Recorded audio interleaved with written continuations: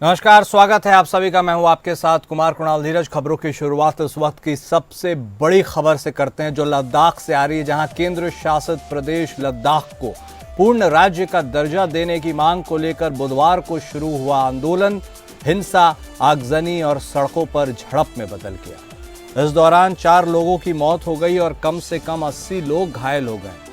विरोध प्रदर्शन के दौरान छात्रों की पुलिस के साथ झड़प हो गई, जिसमें 4 लोग अपनी जान गंवा बैठे। वहीं कई घायल भी हुए हैं। रिपोर्ट के मुताबिक 40 पुलिसकर्मी भी घायल हुए हैं। स्थिति को नियंत्रण में लाने के लिए शहर भर में भारी संख्या में तैनात पुलिस और अर्धसैनिक बलों ने आंसू गैस के गोले दागे। लेह में प्रदर्शनकारियों ने भारतीय जनता पार्टी दफ्तर में आगजनी कर दी। वहीं लेह में कल भड़की हिंसा के बाद आज कारगिल बंद का आह्वान किया गया है। सामाजिक कार्यकर्ता सोनम वांगचुक लद्दाख को लेकर बीते कई महीनों से अलग अलग तरह के विरोध प्रदर्शन कर रहे थे। अब छात्र उनके समर्थन में सड़कों पर उतर आए हैं। हालांकि कल भड़की हिंसा पे सोनम वांगचुक ने अपना अनशन तोड़ दिया है। वहीं लद्दाख के उपराज्यपाल कविंदर गुप्ता ने लेह में भड़की हिंसा की कड़ी निंदा की। उन्होंने चेतावनी दी कि केंद्र शासित प्रदेश में शांति भंग करने के लिए जिम्मेदार लोगों के खिलाफ सख्त कार्रवाई की जाएगी। दरअसल प्रदर्शनकारियों की 4 बड़ी मांगें हैं, जिनमें लद्दाख को पूर्ण राज्य का दर्जा मिलना, 6ठी अनुसूची के तहत संवैधानिक सुरक्षा, कारगिल और लेह अलग लोकसभा सीट और सरकारी नौकरी में स्थानीय लोगों की भर्ती की मांग शामिल है। खबर है कि प्रदर्शनकारियों की मांग को लेकर केंद्र सरकार दिल्ली में 6 अक्टूबर को एक बैठक कर सकती है। साल 2029 में अनुच्छेद 370 और 35A हटने के 10 साल पहले या 2019 के वक्त जम्मू कश्मीर और लद्दाख को अलग अलग केंद्र शासित प्रदेश बना दिया गया था। सरकार ने उस समय हालात सामान्य होने के बाद पूर्ण राज्य का दर्जा देने का भरोसा दिया था। और इस खबर पर सीधे रुख करेंगे हमारे संवाददाता शेख दाऊद का, जो इस वक्त हमारे साथ फोन लाइन पर जुड़ गए हैं। शेख, लद्दाख में आखिर क्या हो गया, ऐसा क्यों हो गया जिसके वजह से इतनी बड़ी संख्या में विरोध प्रदर्शन देखने को मिला है? लोग मारे भी गए, घायल भी हुए हैं। अभी क्या स्थिति है और क्या कारण रहा?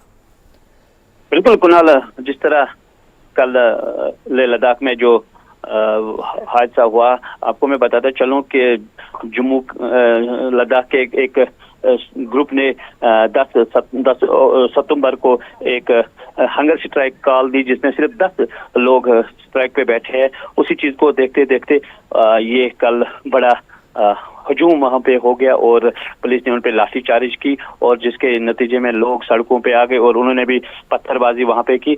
और उसके बाद टायर गैस शेलिंग और फायरिंग पुलिस ने की, जिसमें 4 जो सिविलियन लोग हैं वो मारे गए हैं और कम से कम 70 से जो ज्यादा वो जख्मी हो गए। उसके बाद लोगों ने वहां पे जो पुलिस CRP एक गाड़ी है, बीजेपी का जो दफ्तर है, वो नजर आतिश कर दिया गया है। तो कहीं ना कहीं ये आवाज आग की तरह फैल गई है, तो लोग सब बाहर निकल गए और उन्होंने गवर्नमेंट के खिलाफ एहतजाज किया। एहतजाज यही है कि जो वहां पे जो उनकी मांग है स्टेटहुड के हवाले से, या जो लेह लद्दाख में अलग अलग चुनाव होना चाहिए और बेरोजगारी के हवाले से, तो अब आज इस वक्त पूरा जो लेह लद्दाख है वहां पे 104 दफा लगाया गया, किसी भी शख्स को बाहर निकलने नहीं दिया है, जबरदस्त सिक्योरिटी बढ़ा दी गई है। और कल जो LG है वहां के, उसने भी लोगों से रिक्वेस्ट की है कि पीस और अमन से हम इस चीज को देखेंगे। कहीं ना कहीं गवर्नमेंट भी अब सोच रहे हैं कि आखिरकार इस चीज पे कुछ न कुछ करेंगे। जी शेख, काफी वक्त से वहां पर ये मांग उठी थी कि आखिर पूर्ण राज्य का दर्जा दिया जाए, और अब चूंकि बहुत बड़ी संख्या में छात्र भी इस आंदोलन में शामिल हो गए हैं, तो क्या उन्हें भी समझाने का प्रयास सरकार के तरफ से किया जाएगा? एक्चुअली सरकार ने ऑलरेडी उनके साथ डिसाइड किया है कि अब हम इस पे बात करेंगे, एक बैठक बनाएंगे, मगर कल समझ में नहीं आया है कि आखिरकार इस तरह का जो सिचुएशन हुआ तो हुआ कैसे। अब गवर्नमेंट परेशान है कि इसको कैसे करे। देखिए, पहली बार इस तरह देखा गया, खासकर अगर लद्दाख लेह की बात करें, क्योंकि लद्दाख लेह तो पीसफुल एरिया है, तो कल समझ में नहीं आ रहा। अभी गवर्नमेंट भी परेशान है कि इसके पीछे किसका हाथ है। तो ओवरऑल अब इस वक्त जो सिचुएशन है वो कंट्रोल में है और चारों हर जगह पे कर्फ्यू नाफिज है। ठीक है, बहुत शुक्रिया शेख आपका हमारे साथ जुड़ने के लिए और विस्तार से अहम जानकारी देने के लिए।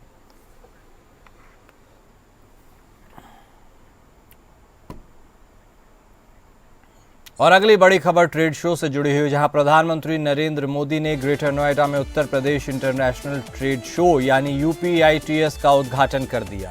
यह शो स्वदेशी उत्पादों को बढ़ावा देने के लिए उनके विजन का हिस्सा है। ग्रेटर नोएडा के India expo centre and mart में आयोजित इस 5 दिवसीय शो में प्रदेश के सभी 75 जिलों के उत्पाद प्रदर्शित किए जाएंगे। सुरक्षा के भी कड़े इंतजाम किए गए हैं। रूस इस बार पार्टनर देश है और रूसी उद्यमी व्यापार संभावनाओं पर चर्चा करेंगे। प्रधानमंत्री नरेंद्र मोदी स्वदेशी उत्पादों को अपनाने और वैश्विक बाजार में उन उत्पादों की पहचान बनाने पर जोर दे रहे हैं। 5 दिवसीय Uttar Pradesh international trade show प्रधानमंत्री के स्वदेशी मंत्र का गवाह बनेगा। इस मौके पर मुख्यमंत्री योगी आदित्यनाथ भी उपस्थित रहे।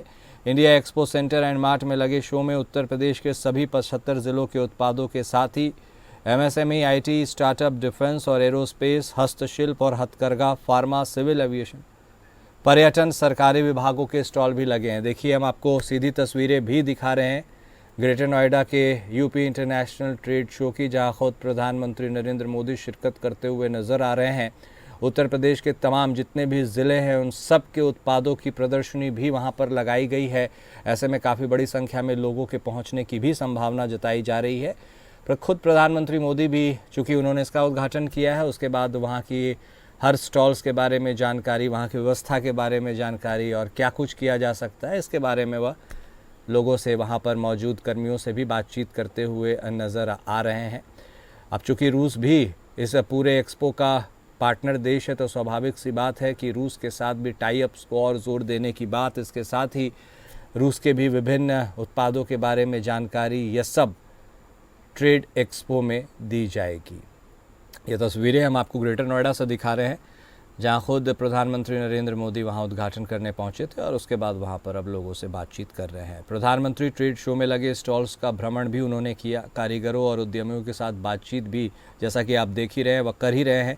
इसके बाद उपस्थित उद्यमी, कारोबारी, कारीगर और आमजन को भी वह संबोधित करेंगे, उनसे बातचीत करेंगे। रूस को इस बार पार्टनर देश बनाया गया है। 30 बड़ी कंपनियों के उद्यमी की प्रदेश के आला अधिकारियों और उद्यमियों के साथ बैठक भी हुई है। हमारे संवाददाता पी रजत इस खबर पर हमारे साथ जुड़ गए हैं, उनसे बातचीत करेंगे। रजत, कैसी तस्वीरें हैं, कैसा माहौल है, क्या कुछ देख समझ पाए हैं आप, क्योंकि खुद भारत के प्रधानमंत्री मोदी भी इसका उद्घाटन करने पहुंचे थे, कैसा सूरत हाल है? देखिए, बिल्कुल कुणाल, ये प्रदेश ही नहीं, देश के लिए गर्व की बात है। आज देश के प्रधानमंत्री नरेंद्र मोदी ग्रेटर नोएडा के एक्सपो मार्ट में पहुंचे हुए हैं, जहां पर एक अंतर्राष्ट्रीय कह सकते हैं जो मेला है उसका शुभारंभ किया है। साथ में मुख्यमंत्री योगी आदित्यनाथ मौजूद हैं और मंत्री नंद गोपाल नंदी मौजूद। तो कह सकते हैं देश के लिए एक बड़ी बात है कि देश के प्रधानमंत्री ग्रेटर नोएडा पहुंचे हैं और साथ ही यूपी इंटरनेशनल ट्रेड शो, जो कि एक कह सकते हैं कि व्यापार को किस तरीके से बढ़ावा देना है, उसका आज से शुभारंभ करेंगे। ये ट्रेड शो है वो 25 सितंबर से लेके 29 सितंबर तक चलेगा। सुरक्षा व्यवस्था की बात की जाए, पुख्ता इंतजाम है, ड्रोन कैमरों से निगरानी रखी जा रही है, कई रूट को डाइवर्ट किए गए हैं। तो कैसे की तैयारियां हैं वो पूरी हो चुकी हैं। अभी कुछ ही समय में देश के प्रधानमंत्री मंच पर पहुंचने वाले हैं। यूपी इंटरनेशनल ट्रेड शो का है वो शुभारंभ करेंगे। क्या कुछ खास है इस बार ट्रेड शो में, क्योंकि स्वदेशी वाला मोटो तो है ही, ऐसे में रूस के साथ पार्टनर देश के तौर पर भी भूमिका निभा रहा है। ओवरऑल पिक्चर क्या दिखाने की कोशिश की गई? देखिए, बिल्कुल कुणाल, जिस तरीके से भारत ने रूस से संबंध बढ़ाए हैं, तो ऐसे में हम कह सकते हैं कि रूस ही नहीं है और भी तमाम ऐसी कंट्रियां हैं जो कि ट्रेड शो में भाग लेंगे। वो अभी कुछ ही समय पहले मंच पर पहुंच चुके हैं और शुभारंभ है वो जल्दी करेंगे। तो खास की बात की जाए तो आज इस बार एजुकेशन को किस तरीके से बढ़ावा दिया जाए और देश को किस तरीके से आगे ले जाया जाए, तो यूपी की कौन सी जिले की कौन सी खासियत है, वो सब कुछ आपको एक छत के नीचे आज के देखने को मिलेगी। आज से कह सकते हैं कि आज का यूपी के लिहाज से बड़ा दिन है, जिसके प्रधानमंत्री खुद ग्रेटर नोएडा पहुंचे हुए हैं और कुछ ही समय में यूपी इंटरनेशनल ट्रेड शो, जो कि तीसरा संस्करण है, इसकी शुरुआत 2023 में हुई थी। 2024 2025 तो 2 साल के मुकाबले इस बार और बेहतर करने का प्लान है वो सरकार का है। ठीक, बहुत शुक्रिया आपका पी रजत हमारे साथ जुड़ने के लिए और ये जानकारी देने के लिए।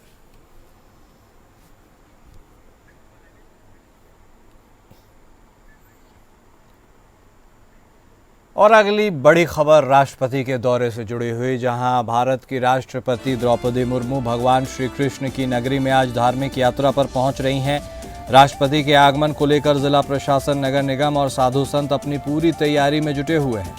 वृंदावन के श्री ठाकुर बाके बिहारी मंदिर, निधिवन और परिक्रमा मार्ग में स्थित श्री नाभा कृष्ण सुदामा कुटी साधु संतों के साथ वो मुलाकात करेंगी। वृंदावन के परिक्रमा मार्ग में स्थित श्री नाभा कृष्ण सुदामा कुटी आश्रम का शताब्दी वर्ष 25 सितंबर से शुरू हो रहा है। आश्रम के महंत ने राष्ट्रपति को निमंत्रण भेजा था, जिसे स्वीकार करते हुए राष्ट्रपति वृंदावन धार्मिक यात्रा पर पहुंच रही है। आश्रम में राम दरबार की स्थापना भी की जा रही है। राष्ट्रपति के आगमन को लेकर साधु संत काफी उत्साहित हैं। आश्रम में 20 मिनट तक साधु संतों के साथ वो मुलाकात करेंगी। राष्ट्रपति द्रौपदी मुर्मू बांके बिहारी मंदिर और निधिवन के दर्शन भी करेंगी। वृंदावन के श्री ठाकुर बाके बिहारी मंदिर में पूजा अर्चना करेंगी। राष्ट्रपति का काफिला बाके बिहारी मंदिर से निधिवन के लिए रवाना होगा। गिरधर पचौरी हमारे संवाददाता इस खबर पर हमारे साथ जुड़ गए हैं। गिरधर, आज बहुत ही गहमा गहमी का माहौल हो सकता है, क्योंकि भगवान श्री कृष्ण की नगरी है मथुरा, और ऐसे में भारत की राष्ट्रपति भी वहां पर शीश नवाने पहुंच रही हैं। क्या कुछ पूरा शेड्यूल रहने वाला है उनका, कब उनका आगमन होगा, कैसी तैयारियां हैं? जी बिल्कुल कुणाल, अपने दर्शकों को बताना चाहूंगा कि मैं आज हमारे देश की राष्ट्रपति द्रौपदी मुर्मू मथुरा और वृंदावन के दौरे पर आ रही हैं। उनका जो कार्यक्रम है उसके हिसाब से 10:30 बजे वो वृंदावन रोड रेलवे स्टेशन पर पहुंचेंगी। विशेष ट्रेन द्वारा वो मथुरा पहुंच रही हैं। ये पूजा अर्चना और विशेष कार्यक्रम उनका रखा गया है कि विशेष कार्यक्रम उनके रहेगा, जिसमें 10:30 बजे वृंदावन पहुंचने के बाद 10:40 पर वो Jadaun car parking golf cart से बांके बिहारी जी मंदिर पहुंचेंगी और 10:45 से 11:10 तक बांके बिहारी जी मंदिर में दर्शन व पूजा का कार्यक्रम रहेगा। बिहारी जी में दर्शन करने के बाद निधिवन दर्शन व पूजन करेंगी। उसके बाद सुदामा कुटी में भी साधु संतों से आध्यात्मिक वार्तालाप करने का भी उनका कार्यक्रम रखा गया है। और उसके बाद में राष्ट्रपति महोदय जो है मथुरा के लिए प्रस्थान करेंगी। मथुरा में श्री कृष्ण जन्म स्थान और अभी की बात करें तो कुब्जा कृष्ण मंदिर एक जो प्रमुख आकर्षण का केंद्र राष्ट्रपति के दौरे की वजह से बन गया है। कुब्जा कृष्ण मंदिर में भी वो दर्शन और पूजन का कार्यक्रम उनका रखा गया है। वहीं अगर सुरक्षा व्यवस्था की कुणाल जी बात करते हैं तो पूरी मथुरा को छावनी में तब्दील कर दिया गया है। पूरे मथुरा में कई दिन से ये अधिकारी डेरा जमाए हुए हैं। प्रदेश के डीजीपी के साथ ही अन्य जब सभी अधिकारी लगातार पूरा निरीक्षण कर रहे थे और सुरक्षा व्यवस्था को चाक चौबंद करने में लगे हुए थे। पूरे घर घर पर सिपाहियों की तैनाती कर दी गई है। बहुत जबरदस्त तरीके से पूरे मथुरा को सजाया भी गया है। उसके साथ ही सुरक्षा की व्यवस्था भी बहुत जबरदस्त छावनी में तब्दील करके कर दी गई है। जी कुणाल जी। गिरधर, बहुत बड़ी संख्या में आम श्रद्धालु भी मथुरा और वृंदावन पहुंचते हैं। ऐसे में राष्ट्रपति का विजिट है, उनके दर्शन में भी इसका कुछ इम्पैक्ट अफेक्ट पड़ेगा? उनके लिए क्या टाइमिंग्स में परिवर्तन किया गया है? हाँ जी बिल्कुल कुणाल जी, आपने बिल्कुल सही कहा कि मथुरा वृंदावन में प्रतिदिन लाखों की संख्या में लोग दर्शन करने के लिए पहुंचते हैं, जो कि बांके बिहारी और कृष्ण जन्म स्थान पर दर्शन के लिए जाते हैं। लेकिन अगर हम आज की बात करें तो 47 ऐसे रूट हैं जिनको कि प्रशासन द्वारा पूरी तरह प्रतिबंधित कर दिया गया है। उन पर किसी भी आम जनमानस का जाना प्रतिबंधित कर दिया गया है। तो कहीं ना कहीं श्रद्धालुओं पर तो इसका बहुत बड़ा इफेक्ट पड़ने वाला है, क्योंकि आज जो श्रद्धालु बाहर से दर्शन करने के लिए आ रहे हैं उन्हें तब तक दर्शन नहीं हो पाएंगे जब तक कि राष्ट्रपति का काफिला वहां से दर्शन करके नहीं निकल जाता है। तो कहीं ना कहीं स्थानीय लोगों के साथ ही जो श्रद्धालु आज मथुरा वृंदावन आए हुए हैं उनको इस समस्या से जूझना पड़ेगा। जी कुणाल। ठीक है, बहुत धन्यवाद आपका गिरधर, हमारे साथ जुड़ने के लिए और विस्तार से जानकारी देने के लिए।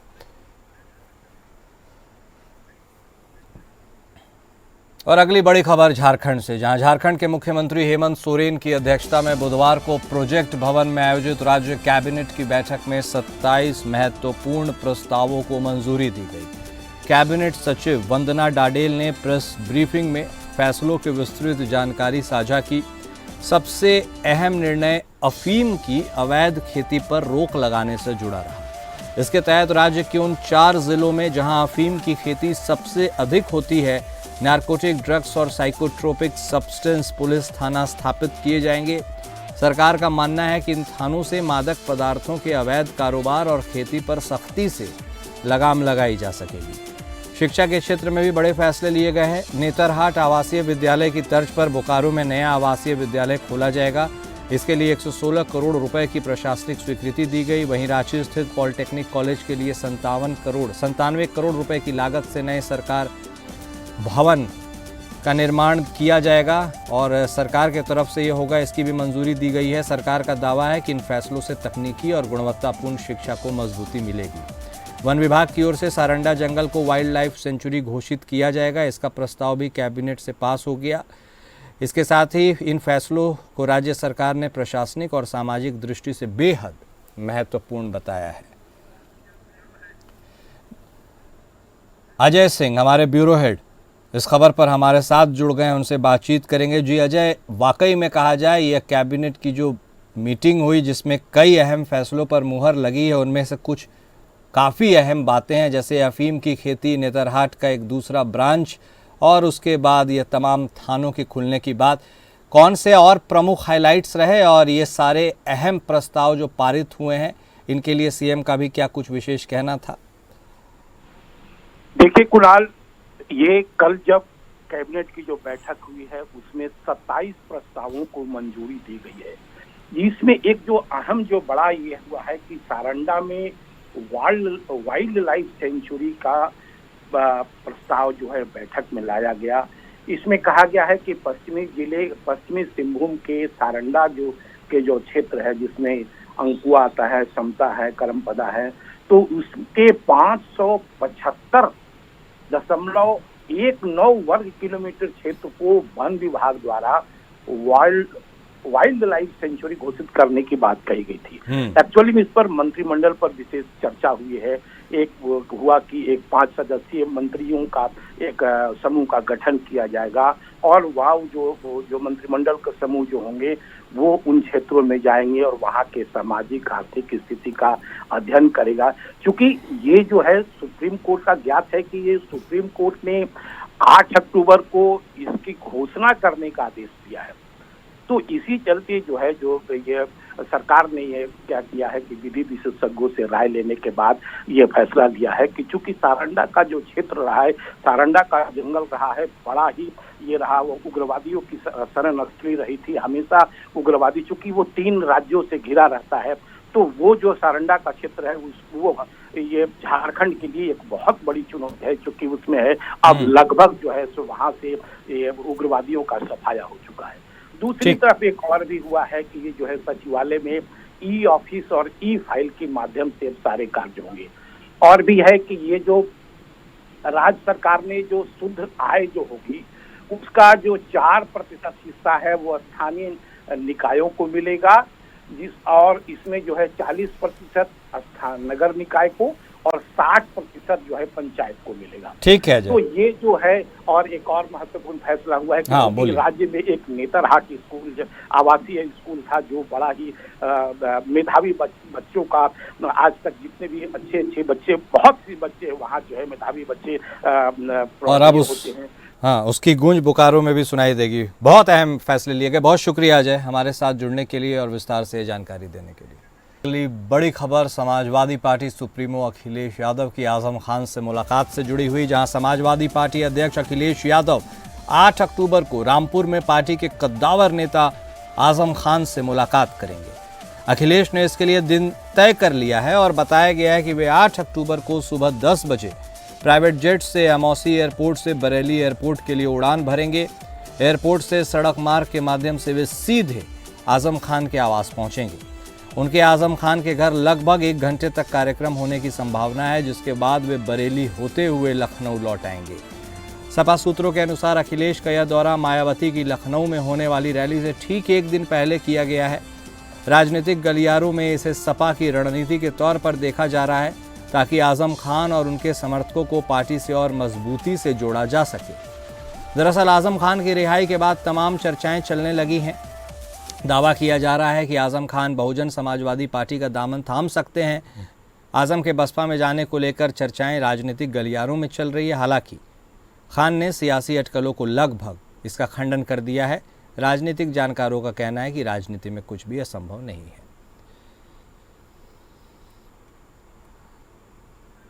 तो यह बड़ी खबर हम आपको बता रहे हैं, जहां आजम खान से अखिलेश यादव अब मिलेंगे। यह तय हो गया है। 8 अक्टूबर की तारीख भी मुकर्रर कर ली गई है। और क्या आजम से मुलाकात में 2027 का गेम प्लान फिक्स होगा, यह भी सवाल है। विशेष संवाददाता आनंद सिंह इस खबर पर हमारे साथ जुड़ गए हैं। आनंद, जब से आजम रिहा हुए हैं तब से राजनीतिक बाजार, सियासी बाजार खूब हलचल में दिख रहा है। ऐसे में कयास लगाए जा रहे हैं, इधर जाएंगे उधर जाएंगे, आजम किधर जाएंगे। ऐसे में यह माना जाए कि सपा सुप्रीमो से उनकी इस मुलाकात के बाद यह कंफर्म हो जाएगा लगभग कि वह सपा के थे और सपा के रहेंगे।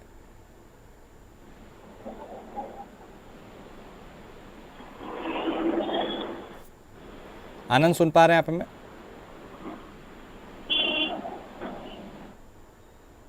आनंद, आवाज जा रही है आप तक?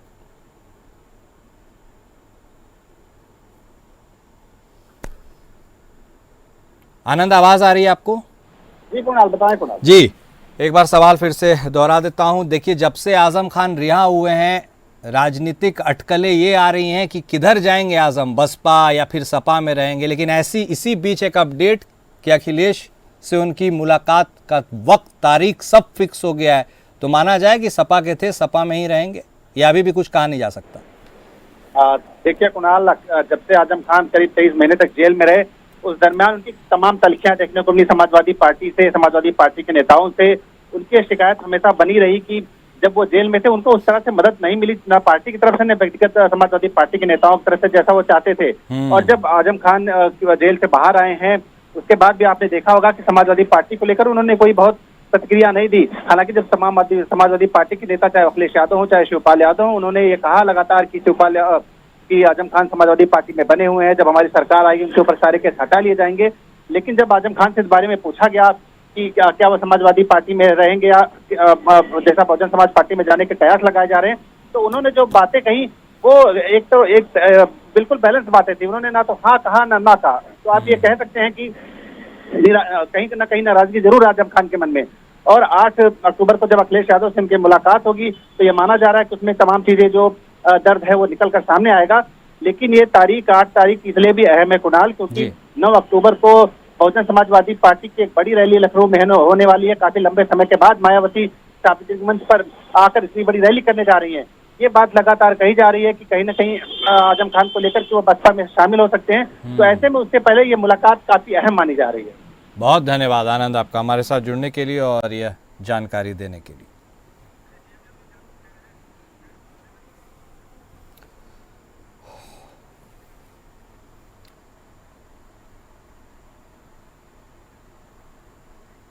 और आइए अब आपको सुनाते हैं उत्तर प्रदेश के मुख्यमंत्री योगी आदित्यनाथ ग्रेटर नोएडा में ट्रेड एक्सपो में क्या कुछ कह रहे हैं। ये प्रसन्नता है कि ओडीओपी और पीएम विश्वकर्मा के बाद उत्तर प्रदेश ने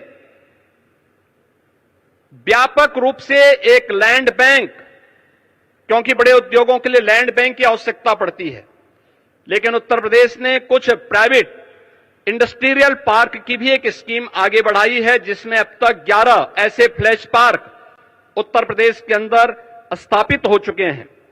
इसके माध्यम से भी उत्तर प्रदेश ने तेजी के साथ निवेश को अपने यहां आमंत्रित किया है, रोजगार के नए अवसरों का सृजन किया है। प्रत्येक जनपद में लौह पुरुष सरदार वल्लभ भाई पटेल जी की 150वीं जयंती के अवसर पर हर जनपद में 100 एकड़ क्षेत्रफल में एक इंडस्ट्रियल और एम्प्लॉयमेंट जोन विकसित करने की भी एक कार्य योजना प्रदेश सरकार ने आगे बढ़ाई है।